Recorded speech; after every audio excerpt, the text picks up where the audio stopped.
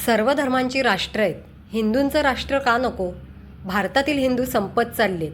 आपली लोकसंख्या नियंत्रणात येऊन इतरांची झपाट्यानं वाढते. त्यामुळे एकावर थांबू नका. किमान 2 पाहिजेत, असं विधान दक्षिणपीठाचे जगद्गुरू रामानंदाचार्य नरेंद्राचार्यजी महाराज यांनी चिपळूणमध्ये केलं.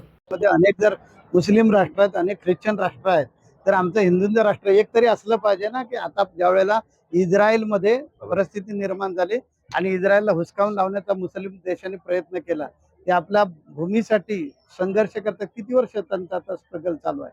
आमचा भारत देशामधले बहुसंख्य हिंदू संपणार आहे, कारण आम्ही 2 आणि आमचा 1 आहे ना, आणि त्यामुळे आम्ही संपणारच. तर मी आपल्या माध्यमातून आवाहन करेन लोकांना, तुम्ही 2 किमान तुमची 2 असली पाहिजे, तरच हिंदू जगणार आहे, तरच हिंदू टिकणार आहे. तर तुम्ही आपले 2 वर तरी किमान थांबलं पाहिजे. 1 वर जे थांबते ते चुकीचं करताय. हिंदूंची लोकसंख्या झपाट्यानं कमी होत चालली, मुसलमानांची लोकसंख्या वाढत चालली. ज्यावेळेला वोट बँक आहे, वोट बँकेचं राजकारण असतं. ही लोकशाही म्हणजे काय? वोट बँकेनं निवडून दिलेल्या माणसाला महत्व दिलं जातं.